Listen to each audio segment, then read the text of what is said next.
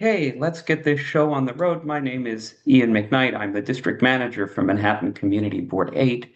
Welcome. If you are joining us for the first time virtually, you will notice that you are currently muted, and everyone will remain muted throughout the meeting, except the committee co-chairs, Michelle Birnbaum and Marco Tamayo, and any presenters as we move through the agenda. Following the presentations, the co-chairs will call on members or as we move through the agenda, I should say, the co-chairs will call on members of the public wishing to speak. You can participate by pressing the raise hand button on the bottom of your screen, not the wave or thumbs up button. Those will disappear.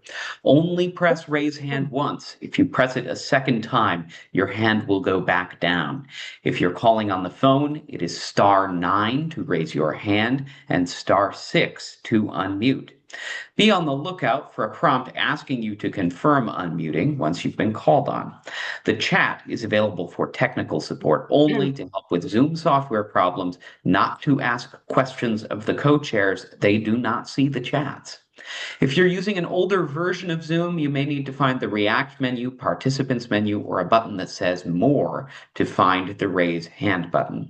If you plan to speak during the meeting, it would be helpful if you would rename your device with your full first and last name. Finally, for the hand raising, please do not raise your actual hand or wave at the screen because we may not be able to see you. If you have any questions, you can chat with me. I am here to help. Thanks very much. Okay, thanks very much, Ian. I'm Michelle Birnbaum, co-chair with Marco Tamayo, who's on this call. We have 3 items on the agenda, the first of which is joint with our business committee, and we have Bill Angelos on with us, who you can unmute him, Ian, for the purpose of this first agenda item. And he is co-chair of the business committee with Alita Camp, who unfortunately could not be here tonight, but did submit questions for our consideration. The first agenda item is because the small business office and the mayor's office has initiated a new division which had to do with vendors. And to that position, he appointed as the director of the Office of Vendor Services, Karina Kaufman-Guiterres, who we understand could not be here tonight as her position doesn't formally start until sometime mid-May. However, for this first agenda item, my plan was to introduce it tonight and have a second go at it at our fall meeting, which will probably be in October. However, let me ask this, because Emmanuel Martinez, who is the senior program manager of the outreach team at Small Business, and Karen Watanabe, who is the government affairs liaison, was supposed to be on this call, not as presenters, but as listeners. Watanabe has joined. I'm sorry to Oh, interrupt you, Michelle. wonderful. Okay, terrific. I'm delighted that you're here. Thank you very much. And do we see Emmanuel Martinez? If so, Yes, we see them both. Wonderful. Thank you Okay. both for joining. Perfect timing. I don't know that they're planning to speak, but you can unmute them both should they want to. Mr. Martinez, Ms. Watanabe, my first plan was to introduce to everyone on the call what this new position is. And I recognize that you two are primarily here to listen and to understand the community's concerns, which we will try to convey to you and our interests, but I want to welcome you to jump in at any time should there be something that you want to address. I want you to feel free to do that, but not obliged. So, Ian, can you just put on the screen the job description for this new position? Because not only is the division new, the director of the division is new, so it will all be new. I'm going to skip to slide 2 because this is basically about vendor services. I want to go to, because it'll be too long to read, I want to go to this where it says the executive director will. So this is a new position, a new division This is what this executive director will be expected to do. Lead and set the agency for the Office of Street Vendor Services, including managing day-to-day operations, supervision of staff, contracts, ensuring alignment across agencies, serve as a clearinghouse for services and resources available to street vendors. Sorry about that. Assist street vendors in collaboration with SBS's New York Business Express service team, the Department of Health and Mental Hygiene, the Department of Consumer and Worker Protection, and the Office of Street Vendor Enforcement at the Department of Sanitation, along with parks, veteran services, etc. Develop, inform, and deliver multilingual education outreach and technical assistance programs with targeted efforts in areas of high vendor density.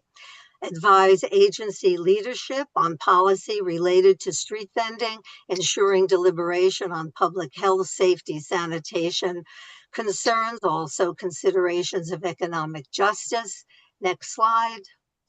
Identify operational gaps and recommend policy, legislative or rulemaking changes to improve vendor compliance, reduce unnecessary penalties, strengthen economic justice and opportunities, build and maintain strong relationships with street vendors, street associations, business improvement districts, community boards, and merchants groups, oversee the production and publication of an annual SVS report required by law, including the tracking number of vendors served and types of assistance provided, lead regular communications with the street vendor community and partners, represent and participate the agency on the New York Street Vendor Advisory Board, and participate in public meetings, etc.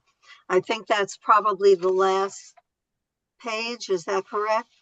Correct. Yeah, okay. So that tells you what this new position is supposed to do. And actually, we on this committee have long wanted an agency, a person, or a director to go to with issues that concerned us with street vendings.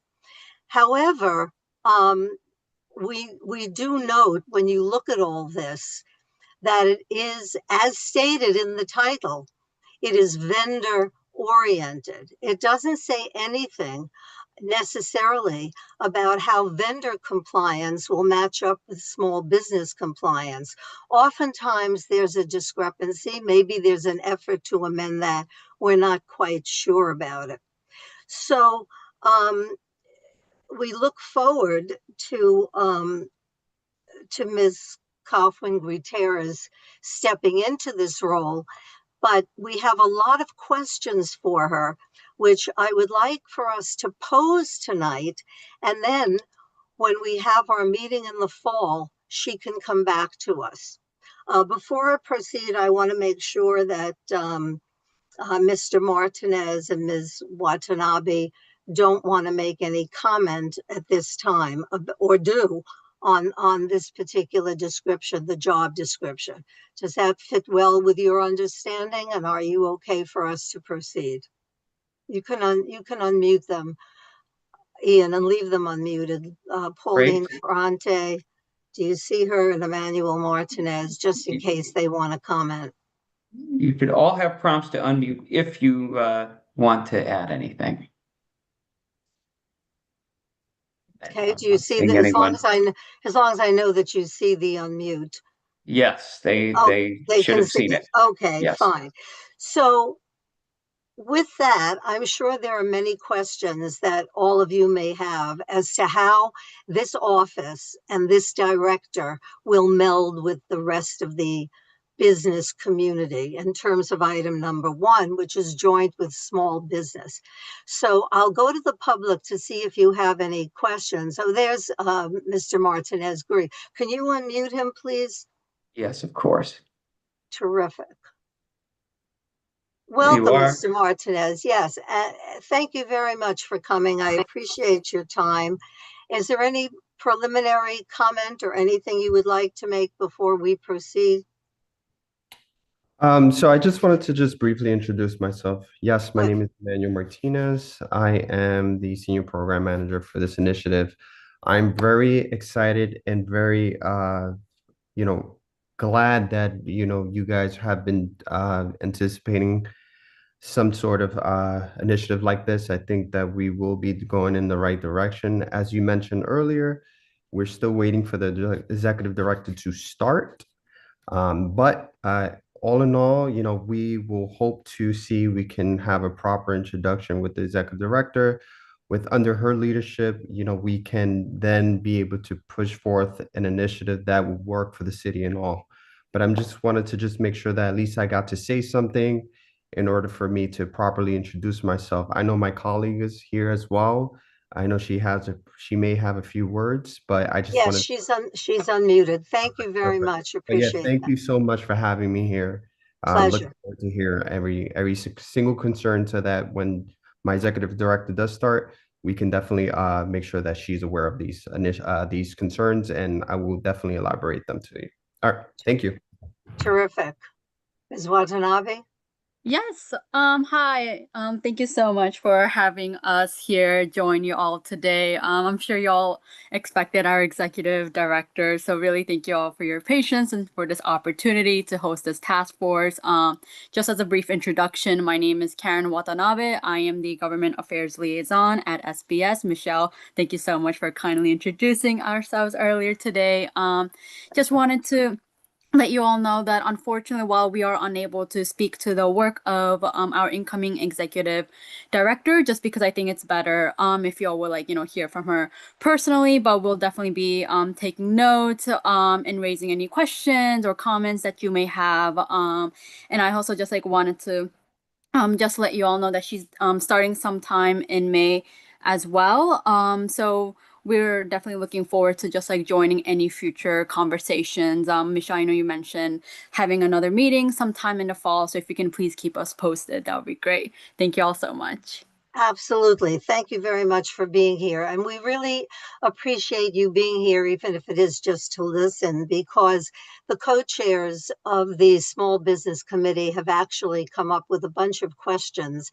And it is a good idea. And I'll email the questions to you after the meeting so you don't have to take so many prolific notes. But um, it is a good idea for us to enumerate those and to enumerate any others that members of the public here tonight might have, so that when we schedule this meeting in the fall, and I'm hoping for October, that um, that you all will actually have a basis and understand what our questions are, what our interests are, what our concerns are.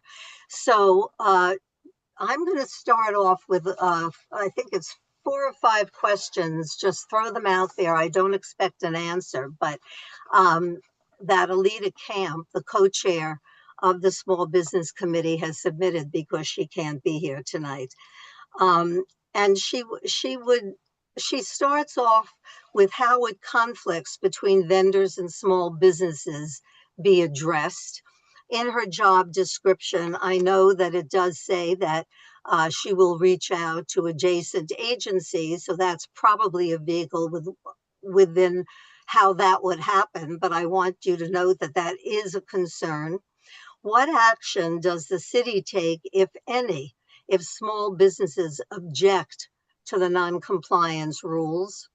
Is there a mechanism to enhance compliance other than enforcement? Because we all know that enforcement is very difficult and underfunded. And I see Mr. Okatiro is nodding. He's a welcome guest here. He's been here many times before. We'll hear from him in the second agenda item, and I know he understands those concerns. Are there rules prohibiting same subject vendors from operating in front of small businesses in rental spaces, such as a coffee truck in front of a coffee shop? What about trash removal? Where do the business bins go if there are vendors? Who's responsible for clean and repaired sidewalks? If businesses renting space are required to maintain sidewalks that vendors are using. So those are her 4 questions. I know Bill Angelo, the other co-chair of Small Business, has a load of his questions. And as I said, don't worry about writing them down because I will email them to you afterwards. But he's going to throw out a bunch of his questions, and there are quite a few. Bill, if you can maybe consolidate them, and we'll see how long it goes, and then maybe put some off for the October meeting if we need to. But Bill, I'll turn it over to you and your judgment as to what you want to present tonight. And then if anything is not covered in any of the questions that you hear, that the public hears, I welcome hearing from you. So raise your hand and we'll call on you. Mr. Martinez, I'm sorry. I don't know if your hand is up was up Oh from yeah, I'm before. so sorry Okay. about that. No, Yeah, no I problem. think just to add, Yeah, go ahead. I think those questionnaires are very important tasks. If you can provide that so that we can be prepared for the next following meeting, I Will. think that would be very helpful for us to give you a proper answer. And I think the last component would be the expectation that the community board is looking towards, so that at least we can have that perspective on the table as well. Oh, you mean to hear their opinions about these? Correct. Yeah, okay. Yeah, we can have a discussion about that tonight. Okay, Bill, go ahead. Hi, thank you. And I'd like to say thank you, Michelle, for the invitation to join this committee meeting. Pleasure. It's a pleasure. I do have a lot of questions, but I don't think I'm going to go through all of them. I'll try to go through most of them. So some of the questions I do have is that I would like to see how the office will balance the vendor support with the operational needs of the surrounding small businesses, particularly around storefront access and congestion. Another question is, are there opportunities to better integrate vendors into a broader small business ecosystem to reduce friction rather than increasing it? Also, I would like to know is that whether the office will play a role in developing practical guidelines such as spacing, density, or proximity to storefronts to reduce conflict on commercial corridors. And what feedback SBH is hearing from small businesses regarding vending, and are there particular corridors where the impact is more pronounced? And also, how can the city can address the perception among small businesses that rules are unevenly applied? So these are most of the questions I have presented. Okay, good. Now let me let me hear from the public. Is there anybody here? And there are other questions too. I think Bill consolidated a little bit in the interest of time. Things like repeat violations in the same location. How do you ensure consistency and enforcement? What about the displacement of street vending into our parks, which actually we address in item number 3. How do we measure success? A few of those. So anybody in the public, if you have any questions or any suggestions on this particular issue. Christine, I see your hand. Can you unmute Christine, please, Ian? I can. There Great, we go. thank you. Yep. I'm good. Can you hear me? Yes, we can. Thank you. So thank you for organizing this panel. We have been very concerned with recent legislation and past legislation on the amount of pedestrian space which is left on the sidewalks. The way the measurements are done is from the curb, and no matter the size of the vendor, you can have a 3 feet wide, a 5 feet wide, and then you find yourself left with about 2 feet to walk, especially in very, very dense neighborhood like 8th Avenue. And on the other hand, the DOT has a guideline that you should leave 8 feet for 8 feet at least on side street and more on the major avenues for pedestrian passage. And those two legislations are in conflict. And we really would like you to go and review those things and make sure that there is enough space for pedestrians. So just an excellent point, just to point out, there are rules and regulations for this. The issue comes down to enforcement. And, so even there are regulations about the distances, there are regulations about how far you need to be from a hydrant, from a bus stop, etc. But it all comes down to enforcement. So I'm sure that's going to be an issue and something we're going to talk about. Now, my understanding, Michelle, yep. it goes beyond enforcement because the regulations are in conflict. So DOT has a regulation that you should leave 8 feet for pedestrian, and the regulation of the vendors is that they have to be 2 feet from the side, On the curb. The curb, which if you have, a big vendor, truck, is going to leave only 3 feet. So it's in clear conflict between the DOT and the vendors. Well, for example, with a fruit vendor, you're only supposed to have 1 8-foot table. That table is basically about 30 inches in depth, or supposed to be. But the issue comes up when there's more than one table, when there are boxes in the tree pits, when there are boxes under the table or spilling on into the street. So that's what I mean, that there are certain things that need to be enforced. And that a lot of it comes down to enforcement. But yes, now there are more and more people and businesses competing for the street. Now that you have outdoor dining, you have entities that you have never had before, along with new laws that have come up that are increasing the number of vending licenses per year to close to 2,000, a little over 1,500 per year onto the street, without funding necessarily for an additional enforcement apparatus. So when you're going to have an increase in vending and you're not going to have an increase in manpower, you've got a problem right away. But we understand those issues, and I'm glad you brought it up. Go ahead, Aura.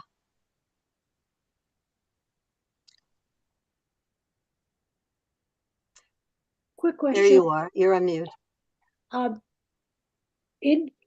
read the job description along with you, and I wonder what aspect, because I didn't notice anything regarding responsiveness to the public and to community organizations.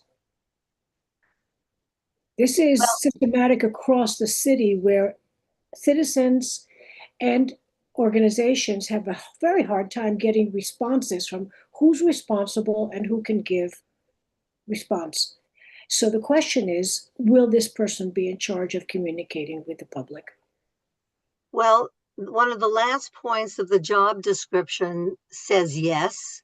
And of course, we'll have to have contact information. And when we see her and talk to her, we'll make sure that that's the case. And this is being recorded. This will be a public record. And so it'll be, recorded that this is a concern of ours. Go ahead, Monica. Thank you, Oren. Thanks for being here. Monica?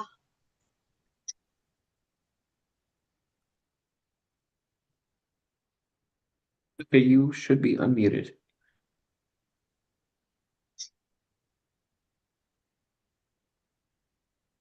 If you're speaking, we cannot hear you, and it may be that your audio is set up incorrectly. There we go. I think we still can't hear you. You may need to click the little microphone button in the little arrow next to the microphone button on the bottom left, and select a different audio input.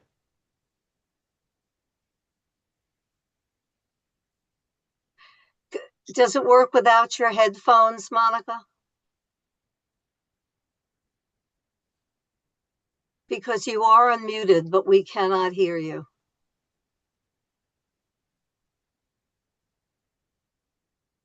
So go ahead. Okay. No, you just muted yourself. But go ahead and work on that and we'll move along. But as soon as I see that it's unmuted, you'll come back on. Want to try one more time? No, okay. Okay. Anybody else have a comment on this? And we'll come back to you, Monica, as soon as you're able to do this. Sometimes when you have the extra device, the headphone, that's the problem. So if you can do it with just the computer audio, that may be helpful. So give it a go.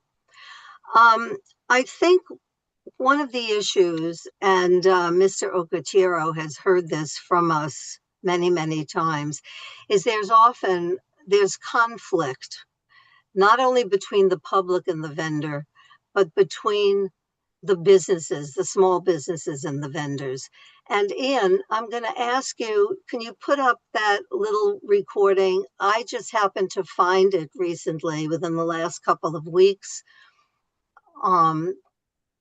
Yes, give me just a moment. Yeah, and this will give you an indication of some of the concerns of small business. And it has to be understood that small businesses follow far different and far more stringent rules than a street vendor.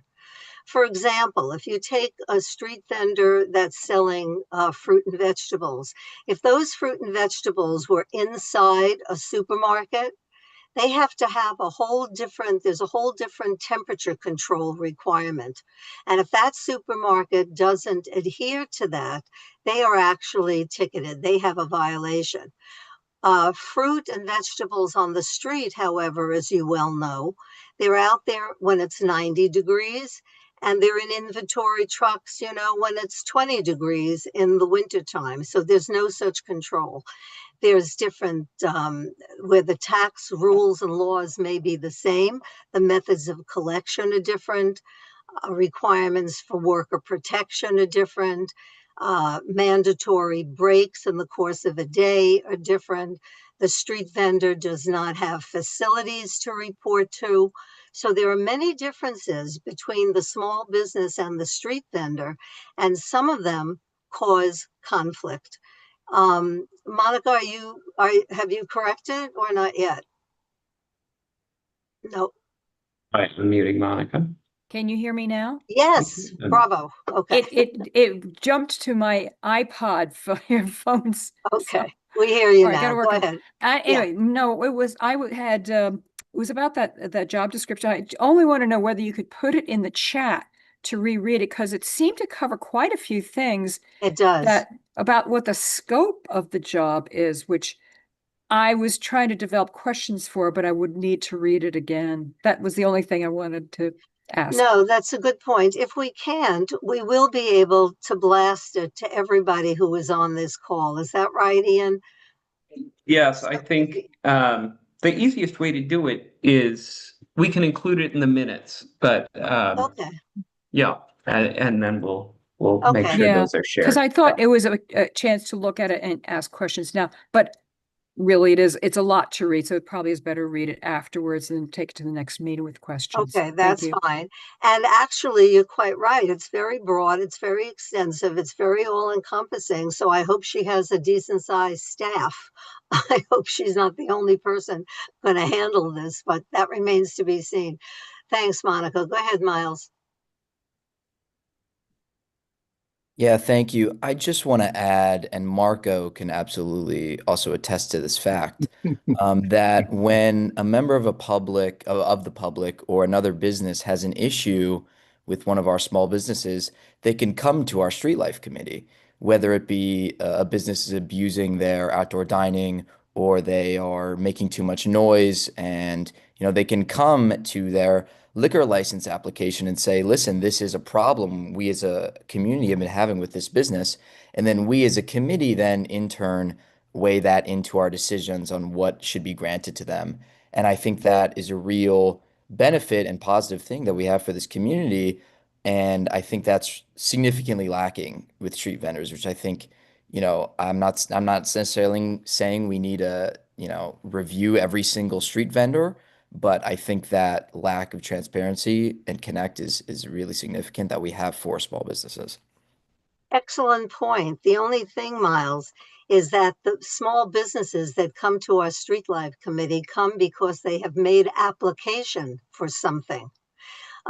Vendors are not making application, well, certainly not liquor application most of the time, or not supposed to, let's put it that way.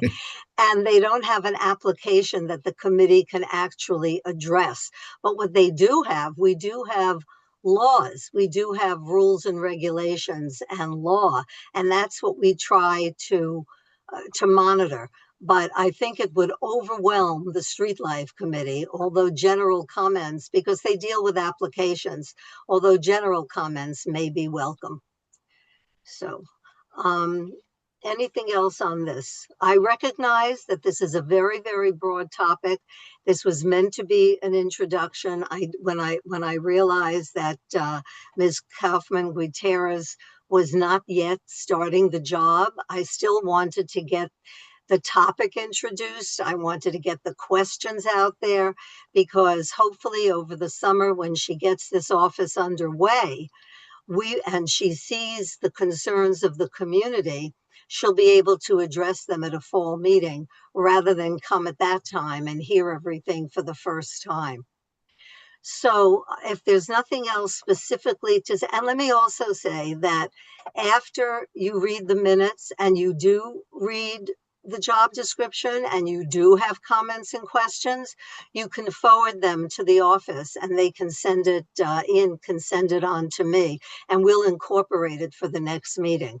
So tonight is not your only time where you can comment on this, okay?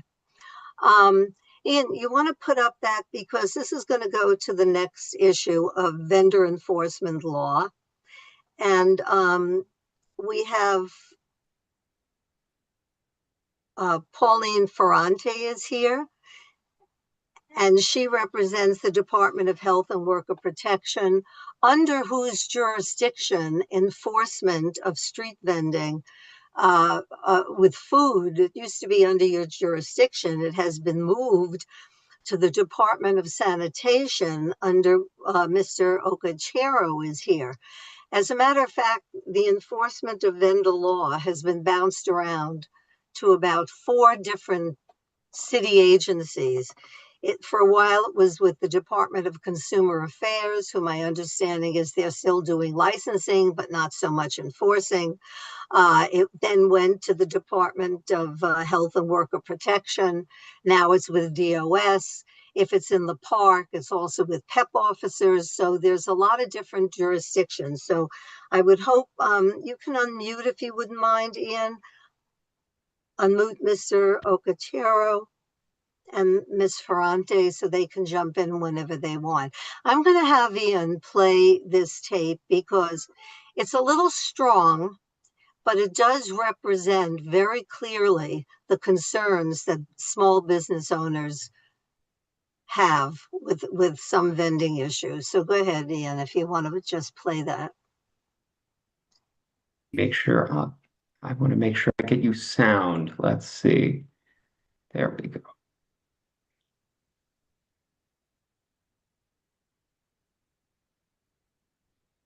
Marvin Cruz says in front of his Food Fair Fresh supermarket, he counts 30 unregulated vendors who leave boxes everywhere. He says there's garbage all over the ground, including old fruit and eggs. They don't have no refrigeration, and they're selling multiple different items. I even seen vendors selling eggs, not refrigerated.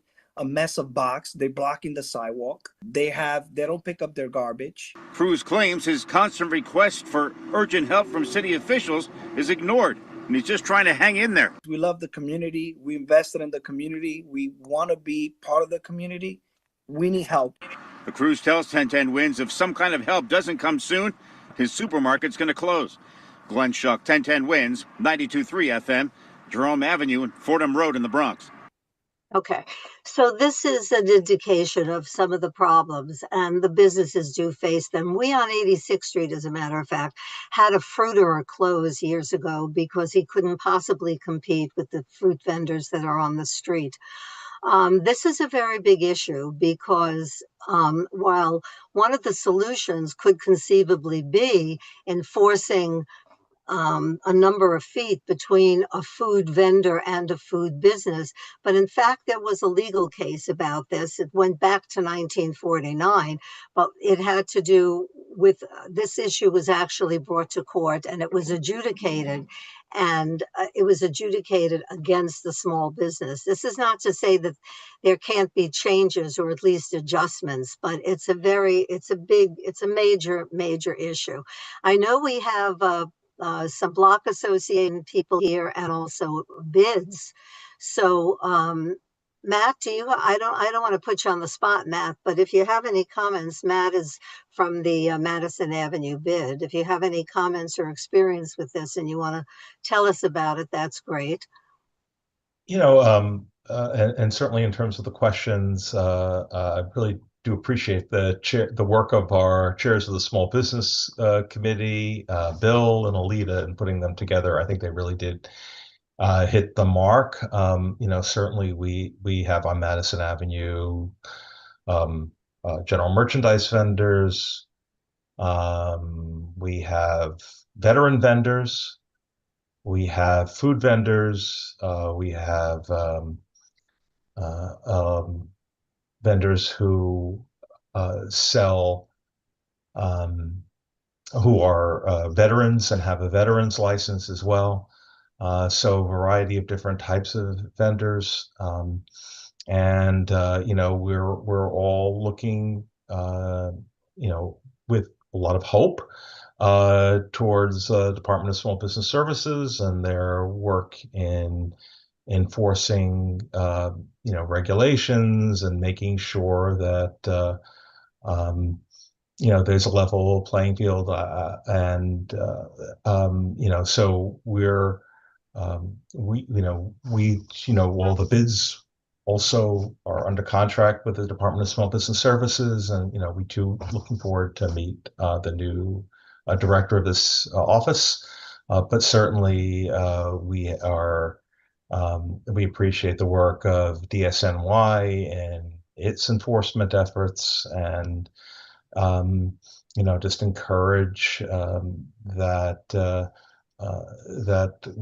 also there's going to be a lot of new licenses that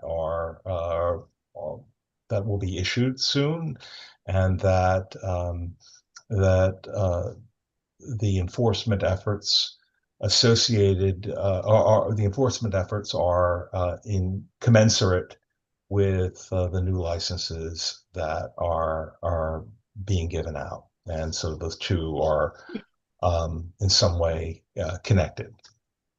Well, as a matter of fact, I was going to bring that up with Mr. Okitero. If you can unmute him and leave him unmuted, if you don't mind, Ian.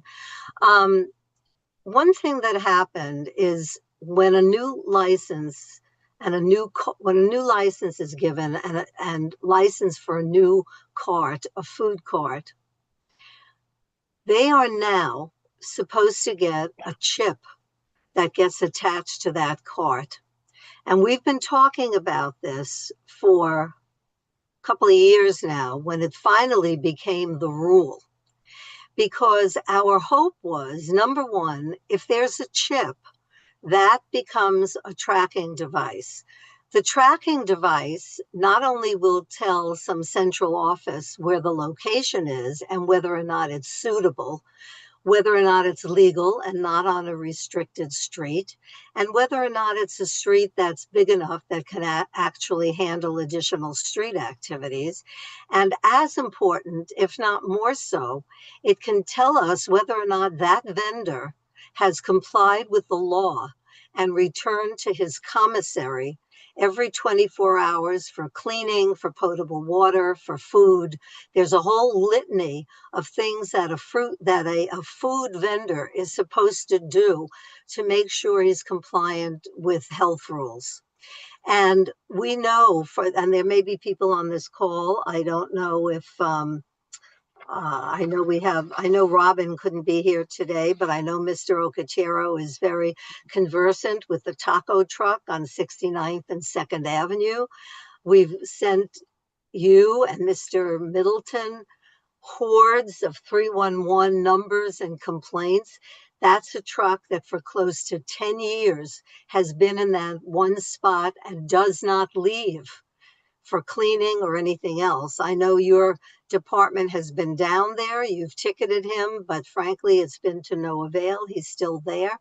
The community is wondering at what point he gets his license taken away and no more, no more warnings. So I'll let you respond to some of that and some of the complaints that we've been getting relative to this. And also, at what point is this chip implementation? We were all so excited that we got the chip, but then we find out that we didn't get the computer program. So we had the chip, but we didn't know what to do with it. So can you, if you can, give us a little update about that, because that would go a long way to tracking infractions and to compensating for the lack of a large force. So I'll give you the floor now, Mr. Cochero. Good evening, everybody. Can you guys hear me? Yes. Okay, good. Hi, it's good to see everybody again. Let me just introduce somebody on this call as well. My colleague, Antonio Whitaker, is from my office. Oh, good. Okay. I did not have her on my list. Yes, he's on this call as well. He's the assistant director out of our office. Hello. Hi, everybody. Antonio Whitaker. Okay. Welcome. Yes. And Antonio has been a good friend to the board office too, with some sanitation requests recently. There you go. Oh, great. That's it now. So I wanted to ensure that folks know who he is, just in case if you cannot reach me, you can always harass Mr. Whitaker. Everybody, apologies for it being extremely dark. I'm still in the office, and the lights here are on It's okay. timers. We can see you. That's fine. So if you need to harass anybody and you can't find me, please feel free. You have my permission, and he has no objection to it. Feel free to harass Mr. Whitaker and call him as much as you can. Send him information. Because as a chance, I'm able to just work the meetings from time to time, but he's going to definitely step in if I'm not around. So to your question about the chip, I'm a little bit familiar about it, but not as familiar as I should be. So just like you, I'm waiting to understand exactly where we are. So we all have to wait and see how this kind of unfolds. The issue of the commissary is an ongoing issue for some of these mobile food trucks that we have around the city. And they are required by law to do this, and the health department actually is involved in ensuring that they do, to the extent that when we've done, for instance, in the area you mentioned earlier, as you said, we've been there so many times, and somebody give them tickets, they pay the ticket, we have to go somewhere else, and then we get complaints again, we go back there. The more we do that, and I think nowadays when I'm beginning to, I think the instruction seems to be, and I'm going to talk to the commissioner, our new commissioner, by the way, this Friday about this particular issue, to see if it's something that we can begin. I think there's a conversation around beginning to ask questions about commissary compliance for some of these guys, right? So that if we come across you, we're going to ask a question and show me that you went to the commissary, right? Because it's something which, hence the cheap idea, this is a very good idea, I would argue, came about. So something we're beginning to kind of look into, beginning to question people around as we do our inspections of these trucks. I think you have a second question I'm forgetting right now. Forgive me. It ties me very long. Well, what does it take, though? How many infractions? How many calls to 311 for him to finally be removed? He's clearly a health hazard. And also, he's there 24 hours a day. And this person has observed that, has pictures of that. And so we know he doesn't leave for the commissary, not to mention that he's not supposed to be on the street 24 hours a day. Actually, I'm going to say something on this. I know it's being recorded. I want to be very careful how I say this. Except vendors pretty much can vend. There's very little time limit on how long they can vend. As long as, for instance, by cereal, I don't know if you are familiar with this. By cereal right there, you will see vendors there 24 hours, 7 days a week. No, but on the list of the city's list of streets where vending is permitted, exactly. they include hours. For, yeah, except where, like you said, posted, like you said. If it's not posted, they can, right? Give an example. I just mentioned City Hall. There's a City Hall sidewalk, which I'm sure we also by the Brooklyn Bridge. 2 a.m. in the morning, people are, because of all these tourists in town will come around. So people are there bending 24/7. It does not mean you have the right, therefore, to be a nuisance. You don't, right? We do have, from time to time, I do have a team that goes out at night, right, to do some of these inspections when we get complaints. And I do know that from time to time, we've had to issue some summonses to them. You know, if you see things that is really unsightly, doesn't make sense.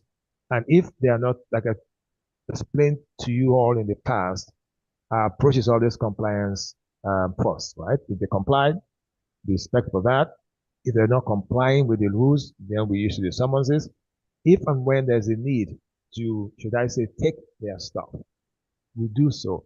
However, I've not come across yet, except in the case whereby there's a really egregious health issue, which I've been involved in myself directly. I've had several of these vehicles removed from the street by, by the team, right? For instance, we found a truck maybe a year or so ago. The food in there, forget it. It was really horrible. Health department came around, and on that basis, we shut them down and we towed the vehicle into our yard, right? And that can happen every so often when that comes. But can you actually revoke their permit? Like Mr. Middleton said in his email to you the last time, there's a whole process before they get to that point of revocation of someone's licenses or permit. So that's what that they do. But on our own hand, for enforcement's sake, we ensure that they are compliant as much as they can comply with the rules and the laws. If our officers observe that they are not in compliance, by the way, I stopped issuing warning summonses so that that is gone from my end. So the officers now issue summonses indeed that they have to pay. Now, unfortunately, some of those, the numbers, the price tag is not as high as some people may like, but that's what we have to work with. I do know that there are people talking about increasing the fines, right, as well.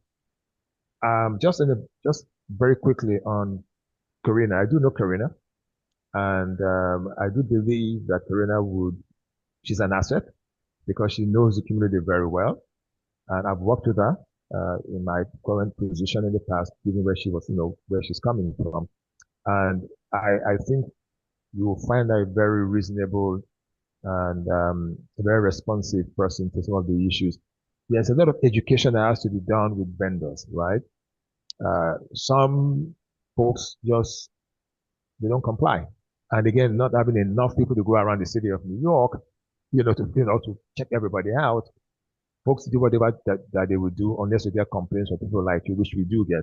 Just let me run some numbers for you guys so that's going to give you a quick idea of what we've done in your area particularly. Year to date, we've done 194 inspections in your area. 159 confiscations of items we've done. It issued almost 50 summonses, I think I'm seeing here. We've composted over 15,550 pounds of food has been composted, again, in your area. And 1,800 pounds of food has been donated to the food pantries, in the surrounding areas as well. It is based on some of the complaints we get from you that we send out the team regularly, just to ensure we do the best we can to get as many people as we can get. And there are times when, we leave and then they come back again. Yes, that happens quite often. It happens very often. The only thing I want to say about statistics is I have no doubt that your department is going around and handing out summonses. However, the amount of summonses that are given are irrelevant if we don't know the amount of infractions. And we don't know the amount of infractions. So if there are 5,000 infractions, but you handed out 1,000 summonses, that's not adequate. So while we have no doubt that you're working and that you have an enforcement squad, I understand, but I think that your enforcement squad is very small. Last time we spoke, you had 15 for the entire city, not borough, but city. And there was some effort to increase that. Has that been increased, I hope? Actually, we have for the entire city. It's not 15. It's actually more than that. But to your point, actually, the general point you're making is the enforcement police officers that we have for a city of 8.5 million people.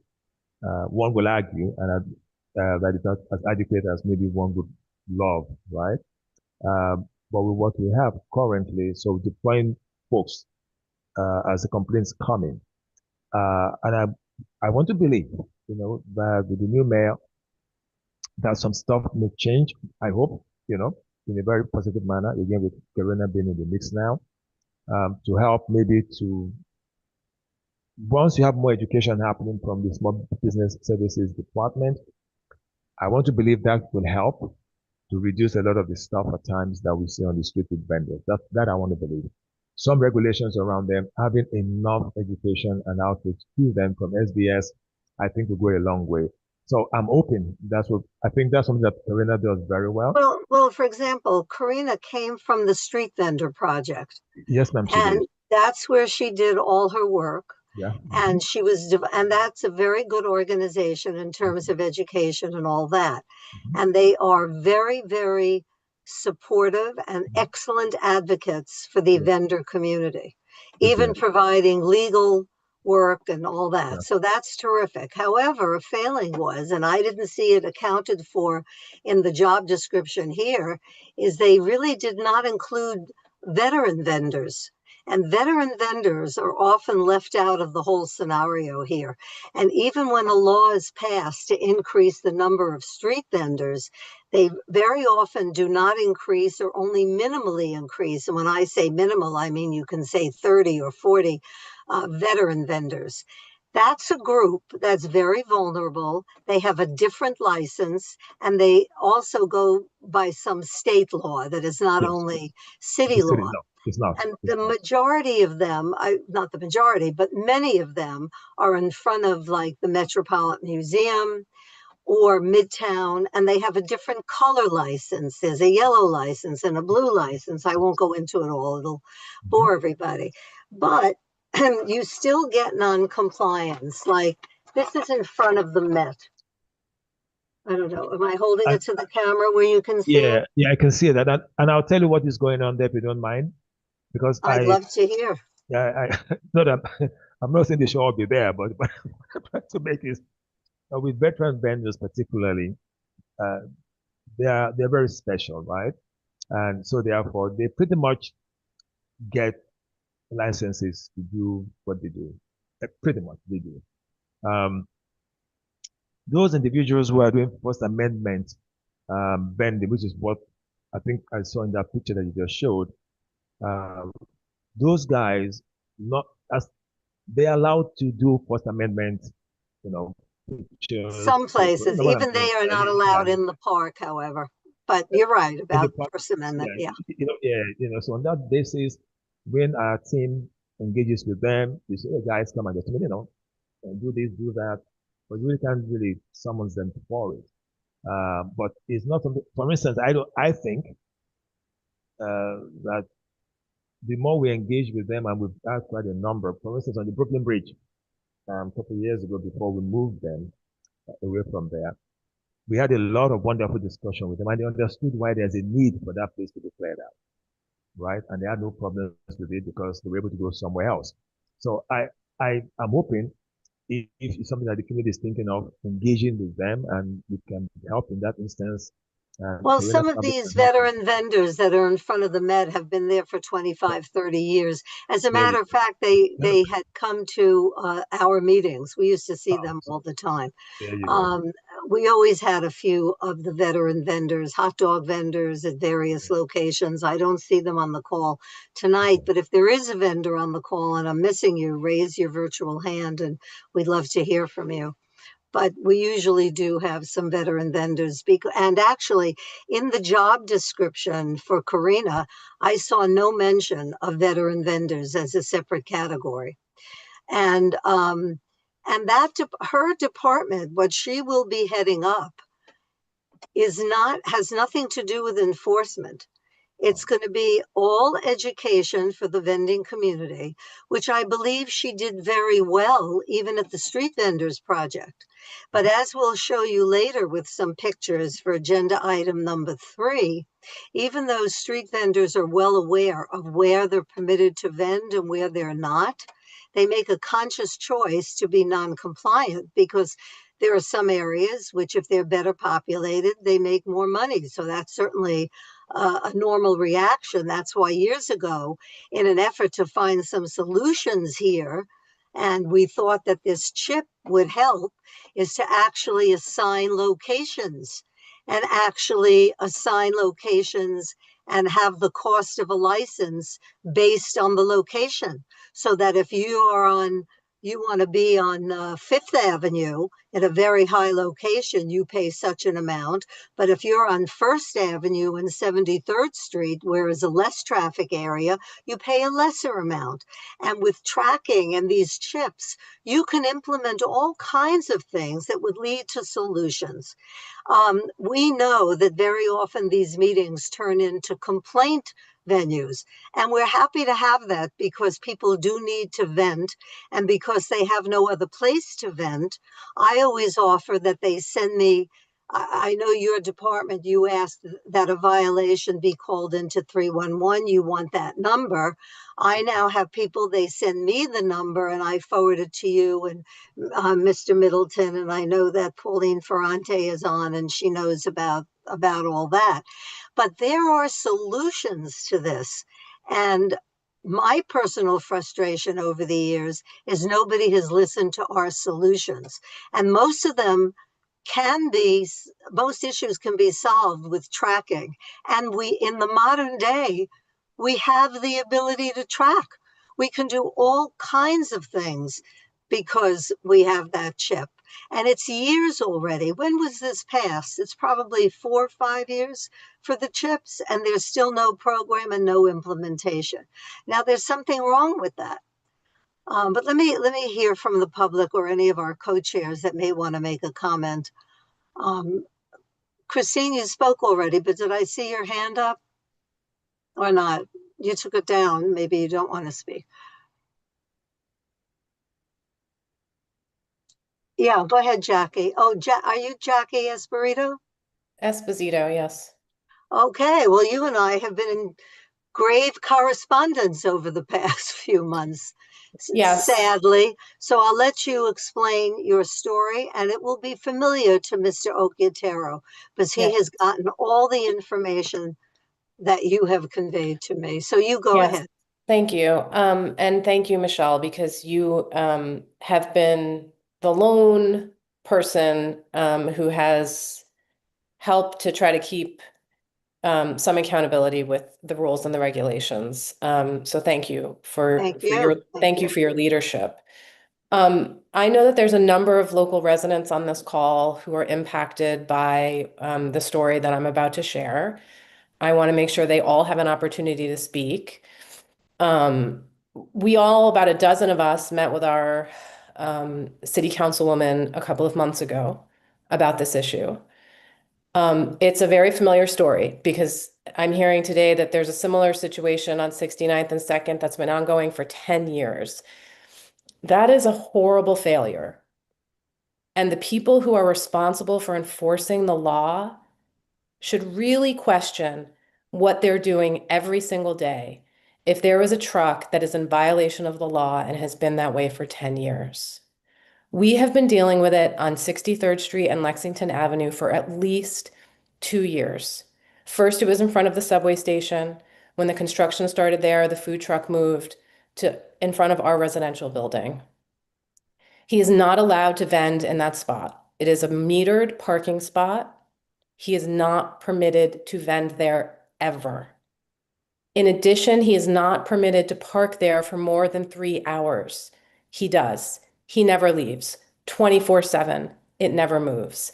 He is not permitted to park there overnight. He does. Every day. 24/7. I am fighting a 9/11 cancer. I cannot sleep at night because I have generators, neon lights, and an exhaust fan under my window. There's someone on this call who lives on the second floor and is dealing with the exact same thing. No one will help us. He is not having his truck cleaned at a commissary on a daily basis as is required by the law. And I understand that someone on this call said that that is not egregious. I'm so happy that this is on YouTube so that the public understands that the people responsible for enforcing the law do not think it is egregious that a truck is not being cleaned on a daily basis and is feeding New Yorkers. In March, he received 3 tickets from the Department of Health. One, because they found evidence of vermin on the truck. Department of Sanitation told us that's not egregious. That is egregious. We have asked that he be removed, that his truck be removed. He is in violation of parking laws. He is in violation of vending laws.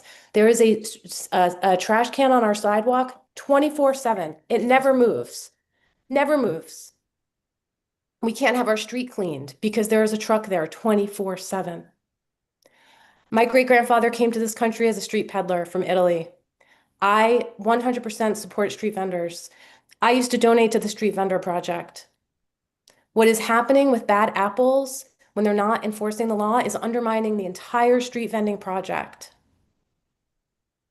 The people on this call responsible for enforcing the law need to enforce the law. It's public health, it's a public nuisance, and it's public safety. We are asking you to please help us on 63rd and Lexington. We want a resolution. It's been at least 2 years. We are not going to deal with this for 10 years. My understanding is he also was sleeping, physically sleeping in the his truck. workers, not him, his workers. Because he was leaving the truck unattended, at some point, I think someone must have told him from the city he wasn't permitted to do that. So now he has workers sleeping in his truck in front of our building every single night. Yeah. All of this is on video. All of it is documented. I'm going to stop there because I know there's other residents whose voices should be heard. We want to hear from raise your hand if you're another resident in this situation and you want to be heard. But let me give Mr. Ocachero an opportunity to respond because he's very familiar with your situation, because I had sent everything to him with pictures and everything. But that's why my question is, Mr. Ocachero, at what point does it become where the truck is seized, the contents are seized, his business is halted? We're not interested in taking business away from people and depriving them of their source of livelihood. But when you're a member of an organization or a community and you can't live with the other entities in your community, that you are so disruptive as to cause harm to others, then you have to be held accountable. And every time I ask, I know, like, oh, well, we'll go back and we'll look at it again. And oh, he got another ticket. And oh, he got another ticket. But at what point is it enough? And let's face it, the fines have been reduced. In the last legislation, the fines have been reduced because the vendor community is a very sympathetic community, because they work very hard and because they do put in the hours. The law says there's supposed to be one man, one truck, one person, one truck, one person, one table. Not the case. They have you have a conglomerate that owns many trucks and many tables. But at what point is enough from the DOS's point of view? When do you say that's it? Intolerable? Hi, you can hear me. Can you turn up your volume a little bit? Are you able to? I'm going to see if I can do that from here. If you guys can hear me, if not, I'll try and see something that I can do here. Just give me a minute. I thought, where's the volume? Somewhere. Sorry, I think it's my headphone is kind of been acting up. Oh, well, that's actually better. So maybe it's that you're closer to whatever. Yeah. Okay. Go ahead. So let me first maybe address Ms. Esposito. I'm really quite pained from what you've just shared. Please forgive. I would never, for instance, say what you've shared is not egregious in terms of what you've seen and what you guys are experiencing. Because I read earlier some stats. Your area, particularly 63rd and where is it? Until I was just looking at it just now. I believe on Second Avenue, right? No, Third Avenue. The food truck that is there. It's one of our hotspots that I have the team almost every day. At least from what I'm getting back as a report from them, they go because I insist that they go out there because the last time I think you and I spoke, Michelle, it was something that came up in our previous meetings, and I insisted that the team put that on their radar, regular stops. The challenge, and I'm going to be very careful because I know I'm speaking on a public forum and this is being recorded, but I'll say this much. Every action that we take, right, is guided by the rules we're supposed to help to enforce. We are one of fine, we are the lead agency around enforcement. However, DOH, MH has a role to play here as well. You get the point I'm making. So when we see things like she described, for instance, right, we let them know and they come out, do an inspection. Like she shared earlier, they found what they found. Within their own rules, they can do certain things that I really cannot do. It may sound weird, but that's the way the system is, right? I'm sorry, let me make sure I understand you. You mean the Department of Health and Worker Protection can do more than what you can do? When it comes to health issues, you know well, what I'm they saying? used to be the enforcing agency. It was taken away from them. No, this is WP is what you're talking about, ma'am. This is WP is what maybe you're mentioning. DOH, the health department, has always have the responsibility when it comes to food health and what have you. When we found vermin, for instance, in people's trucks, which our team have seen from time to time, we call them to come in, right? So based upon their own rules or the codes that they have to use, that is now, we are there to ensure that, for instance, that the truck we took it because it wasn't permitted, we didn't have the right paperwork, and we found things in there that doesn't make sense, right? So we took that truck. The fact that, I'm sorry, that a truck or a vendor with a truck is doing what this person is doing as an example, I'll be very honest with you all. Unless the permit is revoked and there's a process for that, health department can do that because that's within their own water view.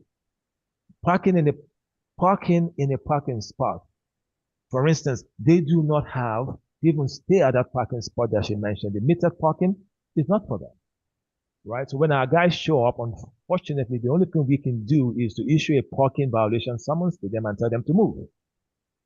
What some of them have done, I'll just say it on this, it's okay, they may move because we tell them to move. We may wait half an hour, what have you, in that area. And, an hour later, they will come back. But it's not so much the parking. It is not permitted to vend from a parking spot. It's not at all, which is why we get a summons for that. That's a different thing. Yes, a different thing entirely. So I agree with you. I'm not even pushing back on that one because it's true. No, I know you're not, but there has to be an end point. I'm going to let Ms. Ferran jump because she's with the OH, so I'll let her get ahead of you. Michael, I'll get to you afterwards, but I'm anxious to hear what you have to say. Yeah, go ahead. Pauline. Yeah, Pauline, she's unmuted. Hi, everybody. Good evening. It's Pauline from the New York City Health Department. And just for accuracy purposes, it's the Department of Health and Mental Hygiene, not the Department of Health and Worker Protection. There's another agency called the Department of Consumer and Worker Protection, and that's a completely different agency.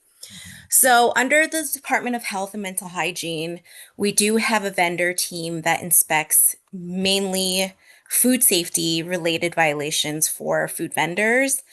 Most of the enforcement efforts have been put onto the responsibility of the DSNY, and we work very closely with the DSNY for vendor enforcement concerns. So as it relates to the commissary situation, yes, it is true. They are not allowed to be in one location for more than they have to return to the commissary within 24 hours, every single 24-hour period. So if there is a vendor that is there constantly and do not return to the commissary, that is a violation. And I do know that if there are multiple violations on a vendor that does not return to the commissary, we do revoke their license and permits for their truck. So with this particular truck, I will have to circle back with Jim as he has all that information. He didn't provide me with any updates for this evening. But Michelle, I'm very happy to connect with you after I find out from Jim specifically about this truck on 63rd and Lexington.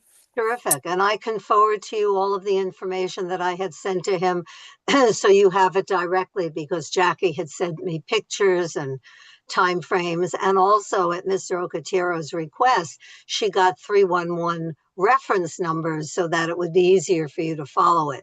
Yes, excellent. That would be most helpful for us to follow up and to see what the status is of that one particular vendor that is causing a lot of trouble. But it is recommended that all residents or anybody who is walking by a vendor that has concerns about safety, food safety, and any hygiene related concerns to call that into 311. And if it's not a time, place, location sort of complaint, that will come to us. If it's anything food related, safety related, those complaints will come directly to the health department, and we will send out our inspectors to visit that particular vendor. Going to the chip question, it's my understanding that when chips were implemented, it was for the sole purpose to identify where the truck was so that an inspector can go for the annual letter grading. It was not at all meant to keep tabs on the food vendor. So I don't believe, because I think there was a question about vendor privacy and rights of vendors. And so I don't believe it was written into legislation that the agency can use those chips to track vendor movement.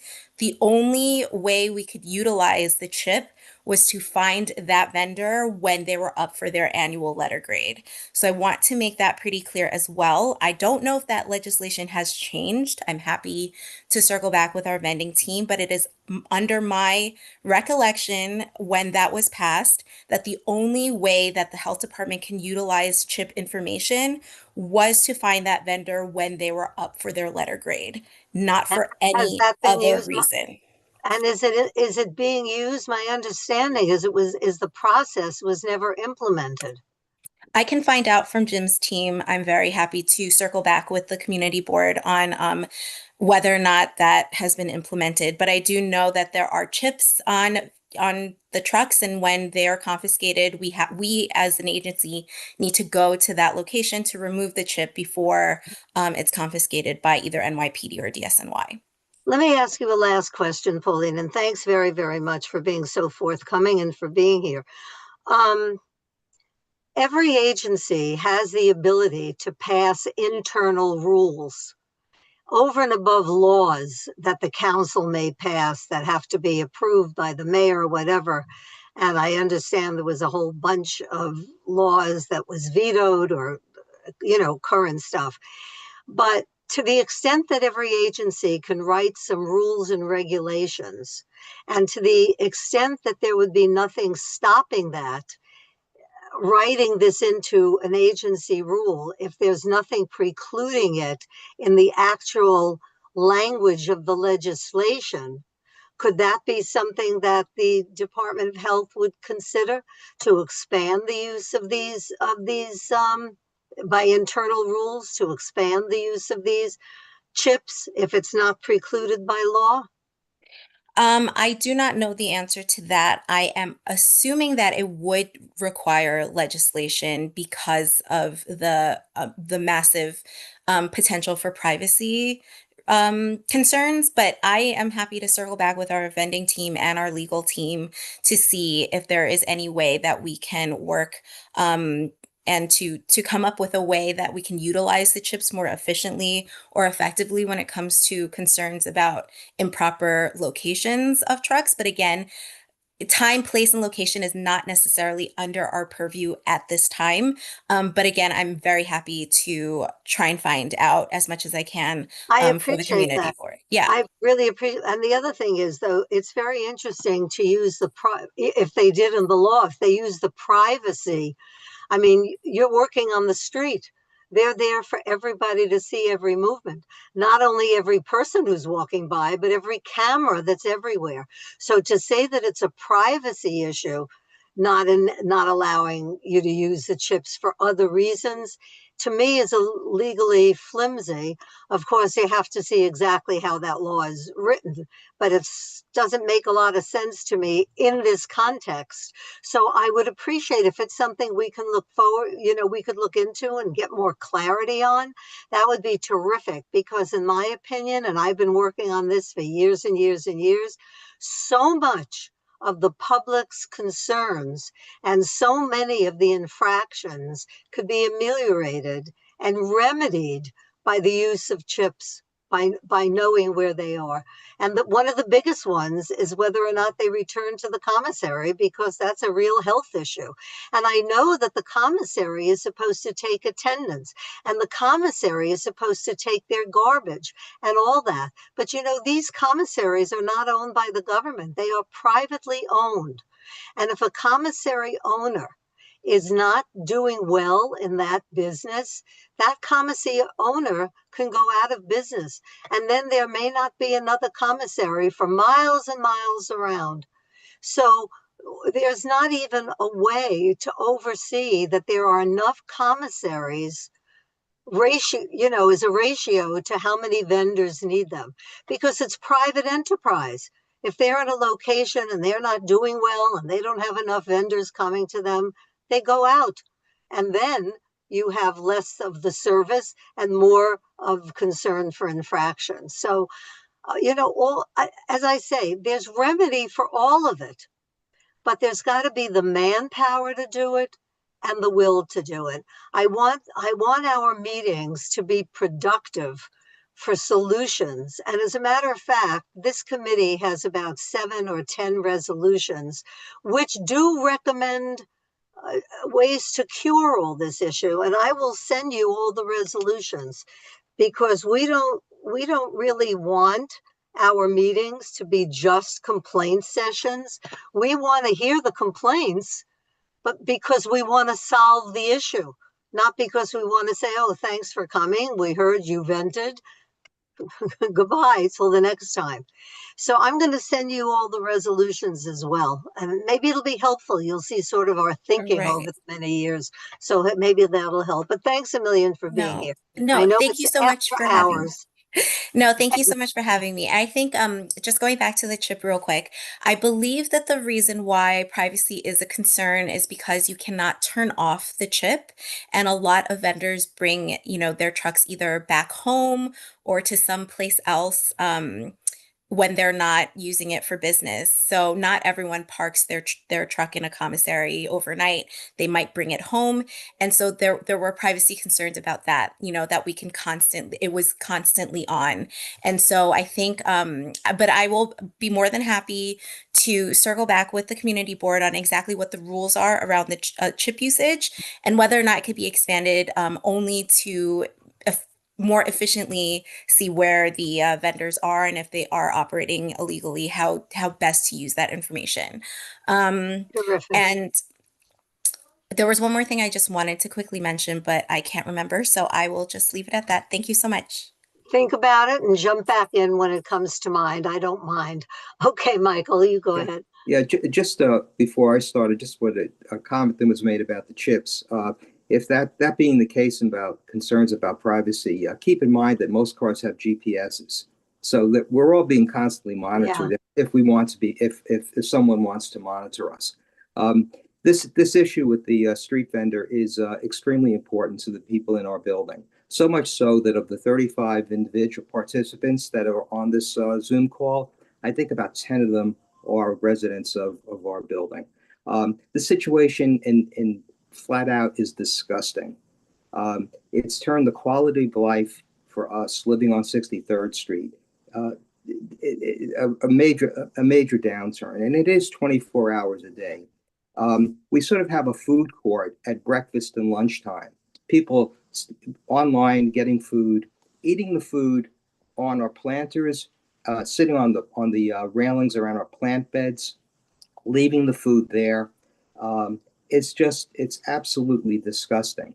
And Jackie, has described it very well in terms of the various steps that we've taken, not only the violations, but the steps that we've taken in trying to remedy this. And Michelle, you're aware of this as well, working closely with Jackie. And the frustration is beyond belief. I find sort of the irony of this whole situation is that there's been such a poor job in terms of monitoring food vendors that the city council has passed a law allowing an extra 1,500 or so new licenses for food vendors. That is the ultimate of irony. I just couldn't believe it when I saw that legislation passed several months ago. And that built on Local 18, which was implemented years before that, which was an increase in the amount of vending, despite the community's concern not to do that until you have a proper enforcement mechanism. So this is a multiplier. Yeah. Go ahead. Sorry. So, I hopefully with the comments that we've made, the individuals here that do have responsibility in terms of enforcement, hopefully something we can move the needle a little bit forward in terms of trying to get this resolved. But it has been extremely frustrating with no end in sight. And Jackie, to hear that there is an example on 69th and 2nd Avenue that's been going on for 10 years is just absurd. I mean, is the answer for us to is to have a demonstration and have one of the news services come and interview us? I'm not sure, but that's the frustration that we have. 63rd Street to begin with is a very in terms of traffic is a high traffic street because it's the exit from the FDR. In addition to that, with congestion pricing, even more cars are coming through. So you have this large van close to the corner that's blocking, that's taking up space in the street, as well as with pedestrians eating from the food truck, and it's made the 63rd Street even harder to navigate. Thank you, Michael. Appreciate it. David?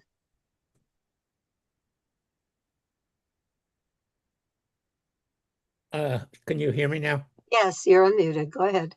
I want to comment along with what Michael has said and what Jackie has said, but I want to give a little bit more of a picture. I'm an 86-year-old retired physician.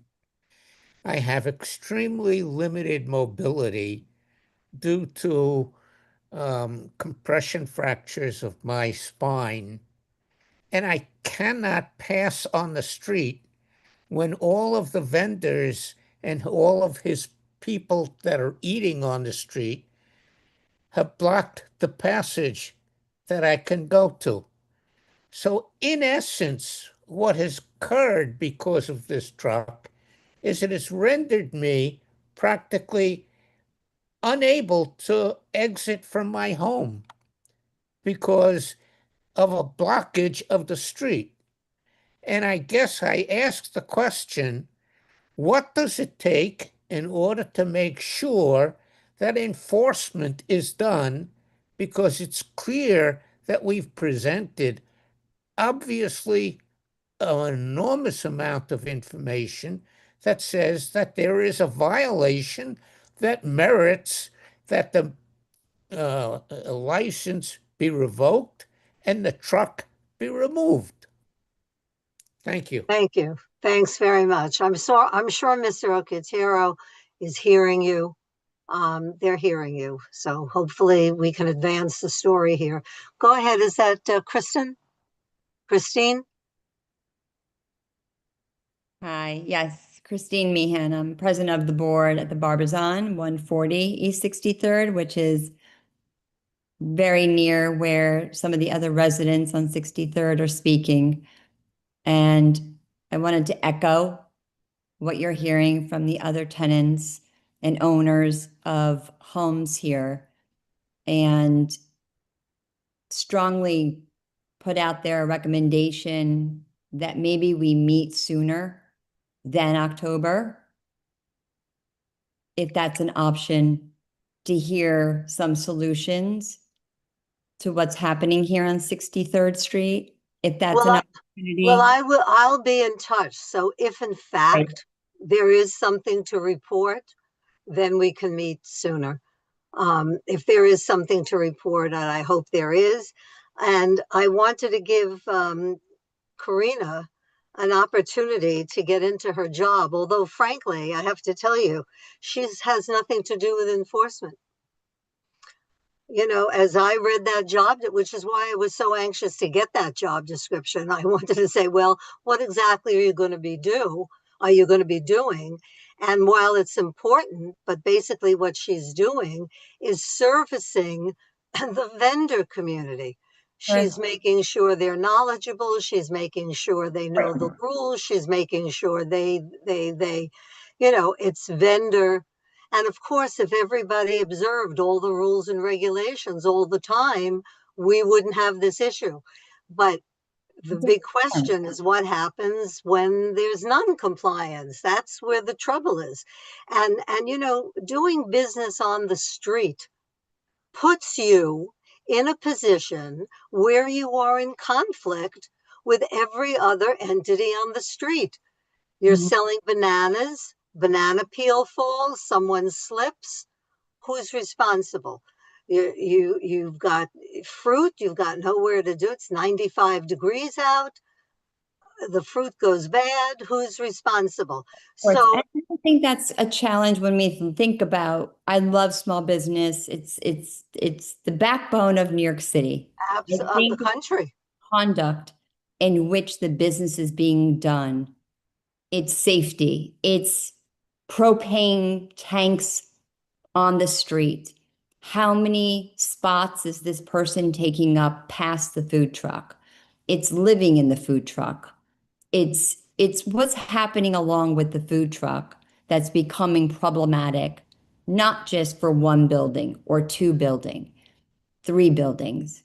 You're now having an entire street between Lex and 3rd on 63rd with a challenge, right? So I speak on behalf of the Barbizon and all the members of the board who voted on me representing this building, who have a challenge with the conduct that's being conducted from this truck. We don't have an issue with food trucks. We specifically just have an issue with the conduct that's being conducted with this particular.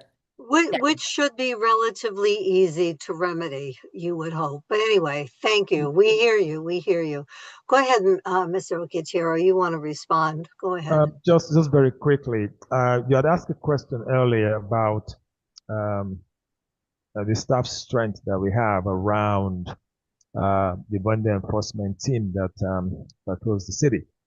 We have 40 officers that work. 40? Did you say 40. You have 40 over the 5 boroughs? Yes, that works in the city for the entire city of New York. That's what we have right now. And does that cover food and general merchandise? Everything. Okay. They do everything. So they do everything. So wherever they are. I just want to add something. To what I think my colleague said earlier. There is something I'm thinking about, Ms. Michelle. I'm going to have to talk to you about that off record. Okay. Just an idea popped into my head as Pauline was talking earlier, and maybe that is one way to help this gentleman in at that corner there move. I do plan to be out in that area tomorrow. I will actually come on patrol with the team. I'm going to actually make my business to be there with them. I want to kind of see for myself. I do drive past every so often, but I need to pay a bit more attention. Can you tell me what time of, I know it's 24 hours from what I've been told, I've heard. Can you maybe tell me, like the doctor was saying earlier, what time of day do you see the most traffic, if you will? So Jackie, if Mr. Okechiro is going to be there tomorrow, what do you think from how you observe things would be the best time for him to go to see the action that you've been seeing all day? But what would be best, do you think?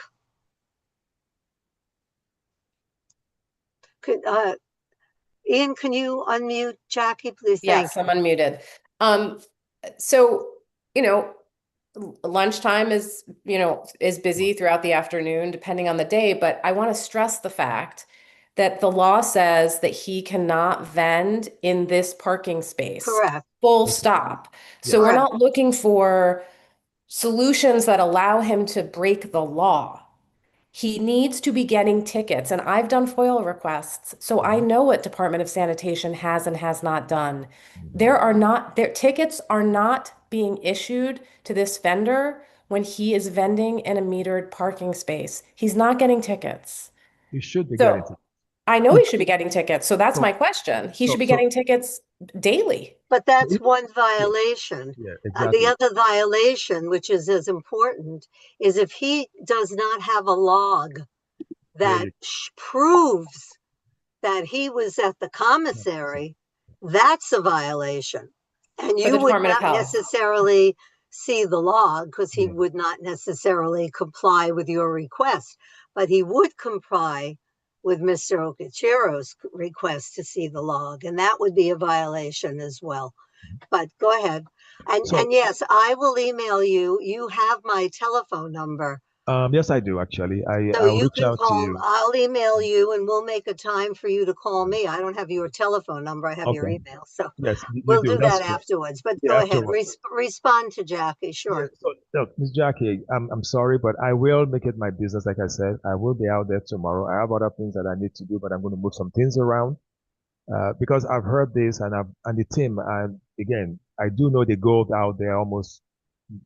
I will use the word daily in quotes. That actually go out there and they come back and they report back. So I do get the reports of what they do. But what I'm hearing now means I have to either come out there myself with an inspector, like a senior person or whatever, or lieutenant, kind of see what's really going on. And I have an idea that I'm playing with in my head, which I want to keep to myself for now until there are legal issues around it. I want to be sure that we are not doing anything that will create problems for anybody. No, okay, good. You and I will talk about it. Yeah, so I want to ensure that there's something I'm thinking about. Maybe that may help us with what we're trying to, right, to do there. To encourage the gentleman to, do what because he should not be there indeed. He should not be parking there in a metered parking space. He Big shouldn't. disruption. Christine, I'm going to jump over you because you've spoken, and I'm going to ask Demetrius and then Lucas because neither of them have spoken yet, and then I'll come back to you if that's all right. Go ahead, Demetrius. I thank you for hearing me. To piggyback on what Jackie said earlier, beyond the agency here enforcing the laws, I'm not understanding why he's not getting traffic tickets from the New York Police Department on a daily basis because he is beyond the 3 hour that's allowed for commercial vehicles to be in those spots. And why doesn't Mr. Okotiero's office reach out? If he's understaffed, why isn't he reaching out to the police department to work in conjunction with them so that they can cite him on a daily basis, so that when he's not paying those parking tickets on a daily basis, they can boot and tow his truck? That's perfect. This goes beyond the health department. This is also a traffic violation. Yes, and we have been in that position with the NYPD. They have virtually they are not as active in ticketing vendors. They're there every day, and they're ticketing other cars on that street every day. I think you said, Demetrius. I said earlier that I have something I'm in my head that I'm playing with. I don't want you to we won't jump the gun. We won't. I hear you, son. I definitely hear what you're saying. And one idea that we've had years ago, just to your point, Demetrius, because we've always heard complaints that there's not enough enforcement officers, we said, well, the meter people are out on the street in enormous numbers. And you can bet your bottom dollar that if you're 5 minutes over on your meter, you're going to get a ticket. So I suggested, and in a resolution, the board suggested, why don't you educate that group of officers in vendor law, give them an appropriate ticket book, because you do have to have a special ticket book in order to write the ticket. And to your another answer, it's not an excuse, it's just an explanation, is the ordinary policeman handing out tickets does not have the correct ticket book. He has to call Superior to get the ticket book, which is ridiculous on the face of it. So we said, why don't you give the ticket book and educate this whole squad that's on the street anyway, giving tickets to anybody? Well, that was the police. The police maybe didn't want this under their jurisdiction. Whatever. Never happened, but the idea was out there for sure. So go ahead, Lucas. Sorry.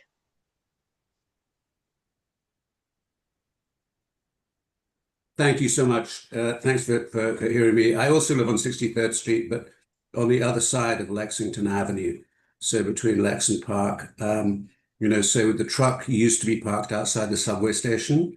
Then when the work started, it backed up and probably illegally and went across Lexington to where it is right now.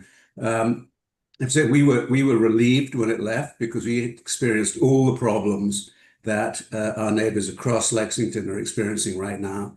So I just wanted to reinforce the points that have been made, but also the failure to ticket any of the violations that are going on is sort of deeply depressing. To your point, if you park your car, if I park my car for 5 minutes over, I'm going to get a ticket.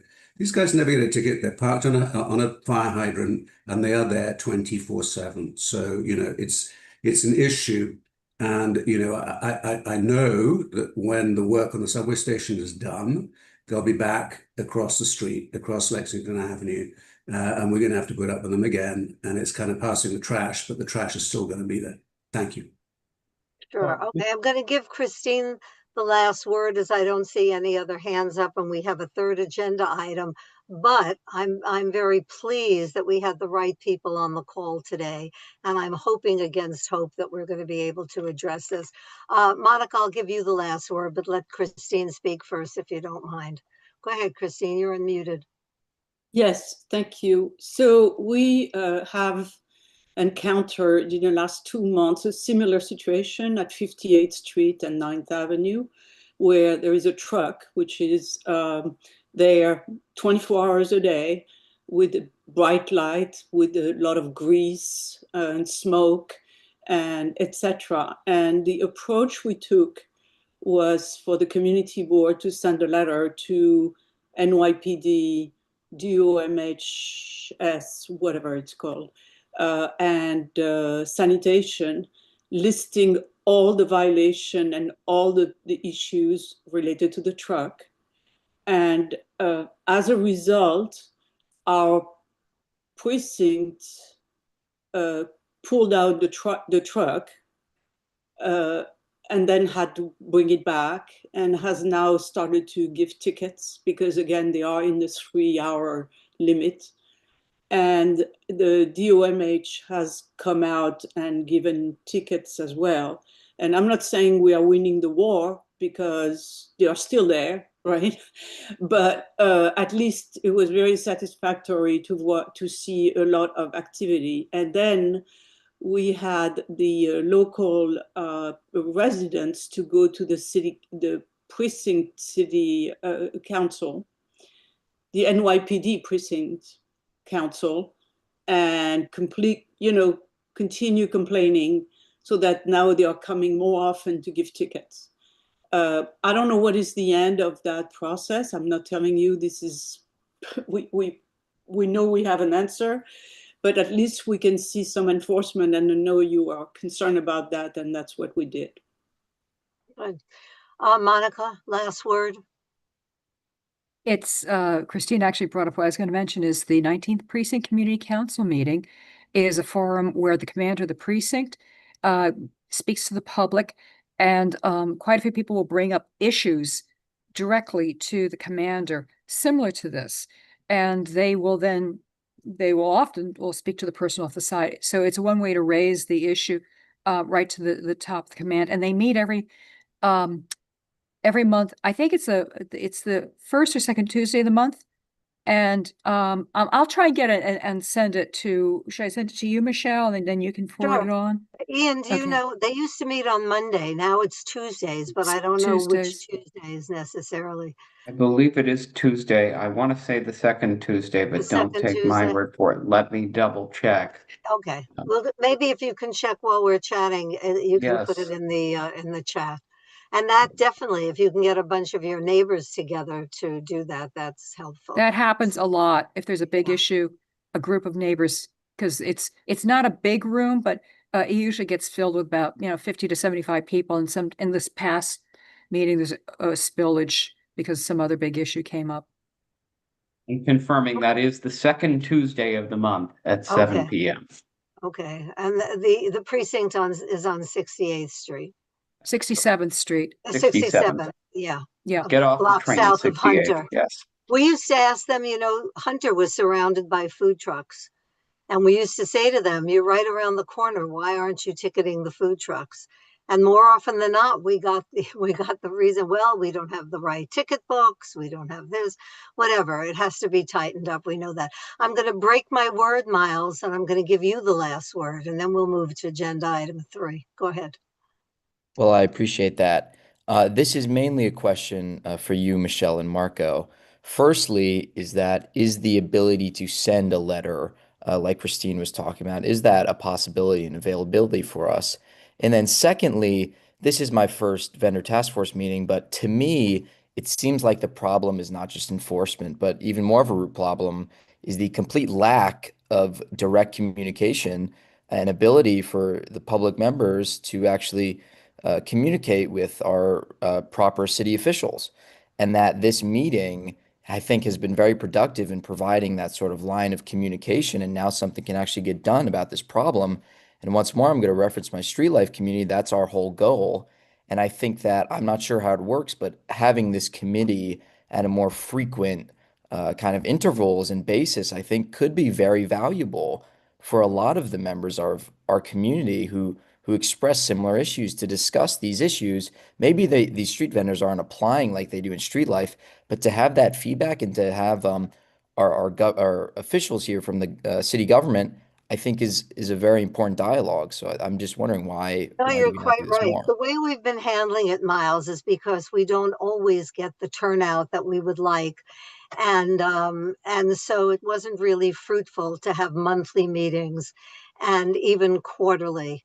However, the way we've been handling it, it's not that this subject lies dormant in between, but we tell everybody to, and actually like Mr. Okatiro, the Department of Sanitation, everybody requires a 311 record. So what we do is we tell everybody, take pictures, do 311, forward it to me, and everybody has my email. Jackie's got my email. Anybody that has a vendor issue has my email, or can get it from the office, or send it to the office and they send it to me. And I direct it personally to Mr. Okatiro and his counterparts in the various other agencies, with a personal note. Sorry, excuse me. So the situation doesn't lie dormant in between the meetings, but there's often not enough to warrant more frequent meetings. So we had tried that. This committee, I'm on the board for 20 years. I started it soon after I arrived. And so we've learned over the years what works for the public. If we see more and more attendance, we will increase the meetings. But given the difficulty of getting scheduled and all that, and we want to make it productive, and also we want to make sure that our partners in government can and will attend and not abuse their time. I don't know how frequently they, if we said they were every month, if they would be able to come. So you have to be mindful of that as well, of who would be available. But it's a good suggestion. Nobody's against it. All right, let's move on to item number 3. Now, we have the hope of having a PEP officer here, PEP standing for Parks Enforcement Patrol. And the reason this is very important, and again, Mr. Okatiro is very familiar with this issue. We had a lengthy discussion last time. As you may or may not know, there is no vending permitted in our parks. I'll talk about Central Park specifically now, but in our parks, there's no vending permitted unless you are licensed not even by the city, but it's by the state.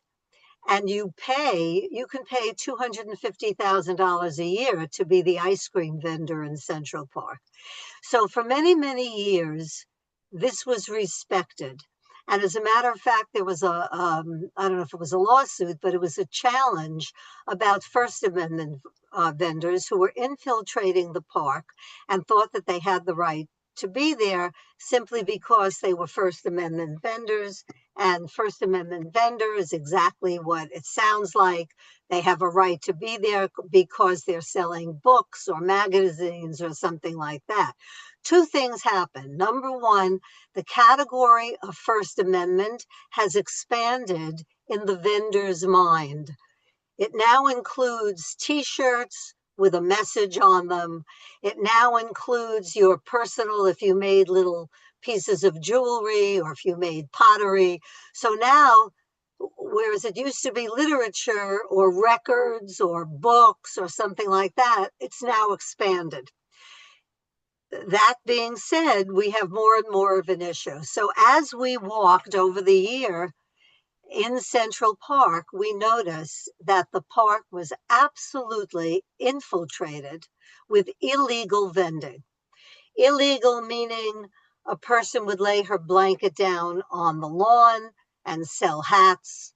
Illegal meaning there was a cart with cut fruit, cutting fruit salad. It is illegal. Even if you have a vending license, you cannot do cut fruit on the street. That is illegal. That's a health hazard. We have that on 86th Street all the time. We have a lady who cuts her fruit and, sells it in bags. We had a lady, Susan Gottridge, if you're still on the call, who set up shelving on 86th Street with an overhead canopy, layered shelving, and sold flowers and vases, unlicensed, not permitted, etc., etc. All this stuff is showing up in Central Park. So we had a specific meeting last time with a PEP officer supervisor. And of course, the thing was, we don't have enough enforcers. We don't have enough this. They do have partners. The Central Park precinct is permitted to help them. And Mr. Okitoro, at that point, your department was going to find out how you could work with the PEP officers because you didn't have a clear-cut directive at that time. So first, I'd like Marco, my co-chair. He's got a lot of pictures to show us. So just so you get a flavor of things. Marco, can you share or do you want Ian to share? Or Yeah. Ian has to give you permission or what? Yeah, thank you, Michelle. I'm gonna try to share the application. I think it's. Can you see the? We see it coming. Here it is. We see it. Okay, let me see. Hold on, please. Okay, let me see. Okay. Good afternoon. My name is Marco Tamayo, and I serve as a co-chair alongside Michelle. This report was initiated in response to an additional complaint that raised concerns requiring our review and attentions. This followed this red line. I visited Central Park and I walked from 87th Street toward South 60th Street, then continue north along the sidewalk until reach 79th Street, as shown on the red line on the Central Park map. During this walk, I observed a consistent pattern of street vending activities concentrated at multiple entrances to the park. At several park entrances, vendors are positioned directly near pedestrian access point. I observed multiple vendors operating side by side, including two pushcart vendors selling bagels and another fruit vendor nearby. The same pattern repeated itself as continue walking south.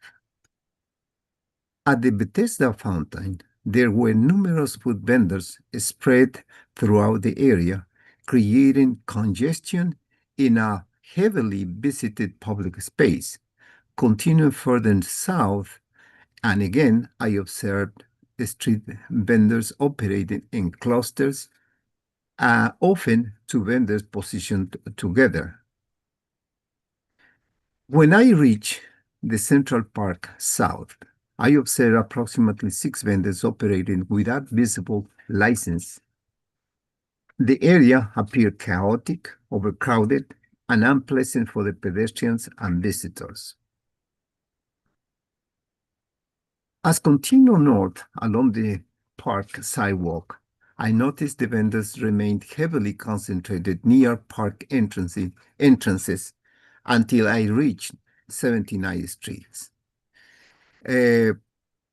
This recurring concentration of unregulated street vendors negatively impacts pedestrian circulations, create disorder in public spaces, and places legal businesses at an unfair disadvantage. Licensed businesses that comply with the city regulations, rent obligations, and operational requirements are being undermined by vendors operating without proper oversight or enforcement. I think that's my presentation. Okay, so the question here is, in some cases, a vendor may have a license. Marco has observed many did not. However, in this case, whether or not they had a license is irrelevant because they cannot vend in the park. Now, to bring it back to item number 1, the new small business venture, I don't think that Karina is going to be addressing any of this. And I would hope that she does, because those vendors in the park that are paying $250,000 a year for a license to vend there cannot be very happy about this. Central Park is one of our prizes in the city. It's visited by millions of tourists every single year.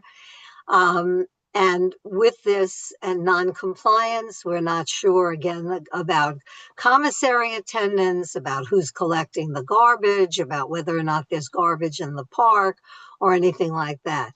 Now, I have tried for over a month on practically a daily basis, reaching out to multiple people that are associated with PEP, with the reinforcement in parks, and have not gotten a response for anybody. They were not forthcoming. We had an inspector at our last meeting. She did not respond.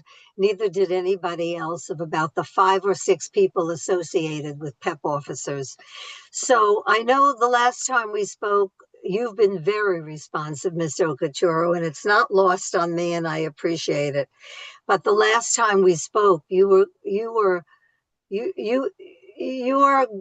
sort of figuring out what everybody's role was with the park and how you could support PEP and whether or not you were allowed to support PEP.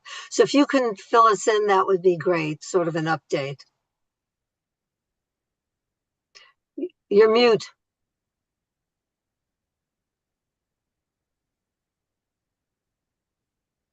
Ian, he's muted. There you go. Yeah. Okay, yeah. So, not to be glib about it, we are still no. Let me say it this way. There have been conversations around DSNY police doing some enforcement with the PEP folks, with the Parks Department. If I remember correctly, the conversation was left at allowing us to do some enforcement and inspections on the perimeter of the park, because really the park is not really our jurisdiction. We work with them, and in the past, indeed, at Central Park and other places, we actually work with them to come in and pick up things, trucks, what have you, that they may need. But they do call us from time to time, and we will assist them in those kind of things. And I think the mechanics of that was being worked out. as of towards the end of last year. I'm not so sure where we are in terms of that now. If you allow me to get back to you in terms of, okay, where are we? Is this been resolved? What exactly is the new MO moving forward? But I do know from time to time they reach out to us to come help them out with certain things, and we do so. Enforcement side of the park is very tricky. But even around the park itself is very tricky as well because we don't control it. However, we discussed with them. I believe we left it at working with them around the perimeter of the park. In the park itself, we really don't do any kind of enforcement there. But when the pet folks reach out to us to come help them to either pick up a truck or something, we come, to help them pick up carts, as the case may be. We've done that in the past, and we'll keep on doing that whenever they need us to come do it. So allow me to actually clarify where we are, and if indeed we've settled, right, on the steps we need to take, if any enforcement. Again, sorry, for enforcement, for us to have any enforcement in the park, some things must happen, right? The ticketing has to change as well, right? The way they actually do their own enforcement is very. You don't have the correct form, you're saying. There you go. All of those things kind of have to happen as well. So I want to kind of be sure that, to know where we are in that process before I speak, with clarity, okay, this is what we're going to do or not do. So now the Central Park precinct was also supposed to be able to be a participant in this. Not necessarily the lead agency, because apparently PEP is the lead agency. Yes, yeah. Except those officers are in the park. The precinct is in the park. So it would certainly make sense for them to be helpful.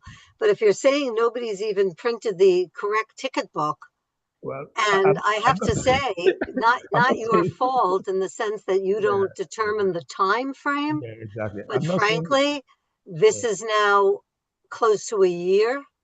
It's, PEP, Parks Department, do their own thing, as you know. Okay, good.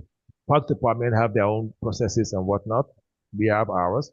And in trying to, from what I was told, trying to marry both, or at least allowing our officers to write tickets, is, requires, some level of, you have to have the correct form. The precinct doesn't even have the correct form. However, talking about the precinct, ma'am, however, if there's one agency in the city of New York that can enforce any law and all laws, it's NYPD. But they don't go into the park. If there's any agency in the city of New York, it's not what I'm saying is the secret. NYPD does have the authority, if they so desire. They can indeed enforce every law in the books because they are, that's the law. However, other agencies, lead agencies like ours and others take a lead to do certain things, and we do it. But if there's no other choice, NYPD can indeed come in there if there's really something egregious going on from their point of view. They can enforce the law. However, well, the jurisdiction of NYPD is the Central Park precinct. That's the precinct that has jurisdiction. The 19th is the Upper East Side. There's one on the but that's the jurisdiction. But the PEP has to ask for their help.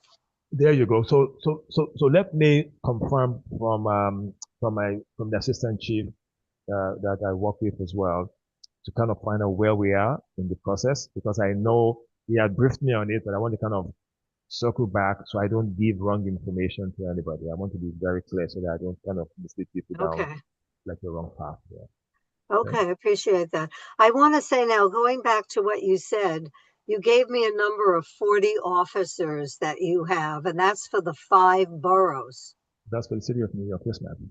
Well, that's 5 boroughs, so that's less than 10, 8, whatever, per borough. We could use 8 up on the Upper East Side. They could use 8 down at Canal Street. We haven't even touched on illegal merchandise. I mean, this topic can go on and on and on. I'm trying to address the issues that. But please recall that our agency, we respond more to the complaints that we get, right? So for instance, as you reach out to us, which you do quite frequently, we then, of course, we must respond. We must react quickly as much as we can. So the areas of trouble, which like I read out earlier to all of you, I know it because of you calling us, oh, this is a place, this, So we put a plan in place to ensure that our team is able to be out there as often as possible. But there's an idea that I want to play with, and I want to talk to you about You it. and I will talk about Yeah. that, And I but think we need repeated visits. Otherwise, it becomes the cost of doing business. In other words, if somebody gets an infraction, but then nobody visits him again for 2 months, it's worth it, so that's another issue. I'm sorry I'm going to have to say this to all of you, but it's a fact. Some of these guys see this as the cost of doing business. If I give you a summons, $65 as an example, I'm making out of even $50, whatever. They pay it. And some of them don't even, it's a shame to say, but that's something that happens. Ends the conversation I understand. around having the fines go up. I've heard people talk about it. I've not seen anything to that effect yet. Maybe it's going to happen. They've been lowered. Now it's been lowered. Yeah, they've been lowered, unfortunately. All right, let me say this. Anybody from the public want to say anything, have a comment, relative to what we're talking about, or question or anything? I'll wait for that, and then I'll give each of the co-chairs an opportunity to say what they would like. Bill Angelos is here from Small Business, and Marco is my co-chair, so to give everybody an opportunity to sum up. Okay, seeing none. Oh, there. Okay. Okay, Miles, go ahead. Yeah, I think I could speak to this park experience a little bit. I worked in the HYHK Business Improvement District the past 2 summers, and we were the only bid in the city to operate in a park. And we had a dedicated vendor service there, Parody in the Park, that they put a lot of work in. It's really fantastic quality, and we would often have contention with vendors that were operating in the park illegally and taking away business from our dedicated vendor, and it was a real struggle. I will say, though, to say somewhat of a success story, because this has been a bit of a grim call, I suppose, is that one of the vendors that had been there for a long term that was legal was going out of business, and they came and contacted our office and our vendor, and we actually started to have a collaboration with them, and they became kind of a conglomerate of our in-house park vendor, which I think is a really good example of what could kind of be the ideal of how these park vendings work. Having, maybe one day an ideal for Central Park, having a dedicated Central Park vending system, spread throughout the park. That's a very difficult goal, and we don't even have enough funding to have 15 more enforcement officers. But I think that, inherently, I'm not against, vending in parks or on Canal Street. There's a lot of economies that are built off of that street vending, whether it be illegal or not. And that's kind of just the reality of how we live. So I think, to an extent, finding that level of cooperation, What was the especially in product, parks. Miles? Sorry, what was the Sorry? product? What Of was the what? product of your vendor? It was What were food. you It was food. selling? Food. What kind of food? I mean, it was from hot dogs to burgers to So you were cooking. croissants. You It were was cooking. actually cooking, and it was a truck So in we a had park we or a had counter. kiosks and we had trucks that was spread throughout the park. We had about 4 different locations for the actual dedicated vending, but then there would be other vendors in the park that would be there without No, but I'm talking about the dedicated vendors yeah. were dedicated by an organization that Mhm. had the permission to vend in the park. Yeah. And And they it's paid money for this license. and they worked with us in the business improvement district. Yes, they did. What business improve? The Central Park business The improvement? Hudson Yards Hell's Kitchen Alliance. Oh, that was in Hudson. This was in Okay. Hudson Yards, All yeah. right. So do you know how much that license was for the year? To work with us To or have to the for the right state? to have the right to vend in the park and cook and vend in the park. I'm not sure the exact Any amount. idea? I haven't worked there for a while, admittely. And I could get that number for you if you want, Well, but I'm only interested in because I know it's very, very costly. I'm sure. Numbers that were thrown out over the years, and as I say over the years, I don't know what's true exactly today, but like 250,000, blah, blah, blah. So very costly. They're not getting that right for nothing. That's what makes And the illegal vending so bad, is what you were saying, because that's, you that's know, they right. And spend a then lot of money somebody to be comes there. in and they're Yeah, paying $100, yeah, yeah. every 2 years and taking business away from this business that paid a fortune and has a very big nut to crack. So, if that could be a collaboration, maybe it could, maybe it couldn't. Maybe that group has a finite number of vendors and it's not good for them to expand that amount because then they're spreading the wealth also. So that's a business model that has to be examined by, somebody who knows more about it and can speak to the actual numbers, the costs, what you take in, the practicality of it and all that. But from a layman's point of view, and I value that you had that experience, from our point of view, we want to protect that legal vendor. Yeah, yeah. That legal vendor spent a lot of money and has a stake in this and has employees and pays insurance and takes care of his sanitation and his commissary and his cart and his advertising.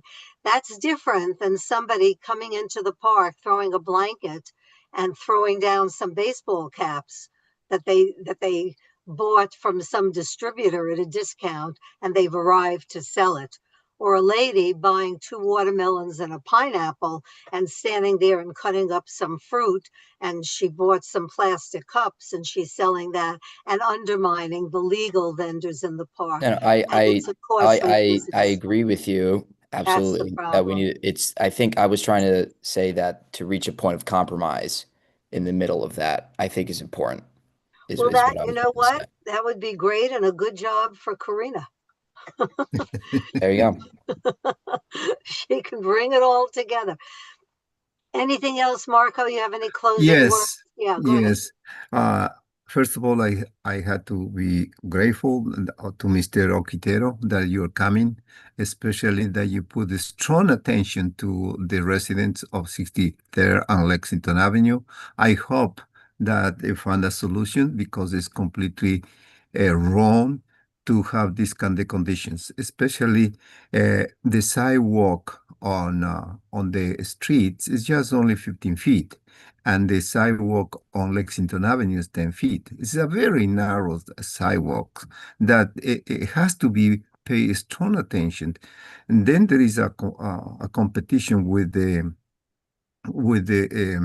sidewalk cafes. So basically, the community almost do not have a space to walk. So I will appreciate Mr. Okitero take care of this business, and the community will appreciate that. And thank you for coming. Mrs. Ferrante, I appreciate that you are coming. You listen to our complaints. Mrs. Watanabe, if I pronounce properly.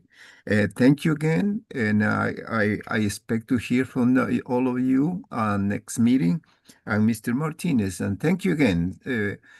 I think this is the most valuable contribution that we have, so the community have at least some solutions or expect a better quality of life in our neighborhood.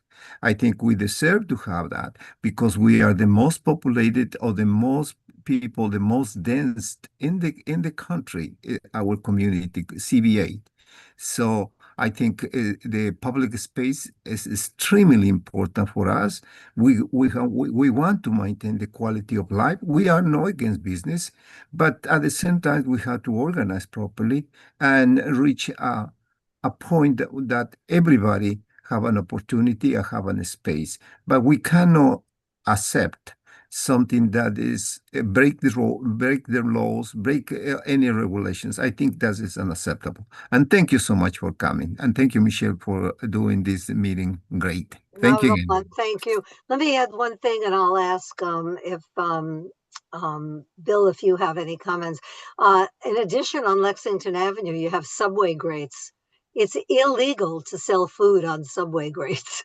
You're feeding the rats heartily as the stuff drips down.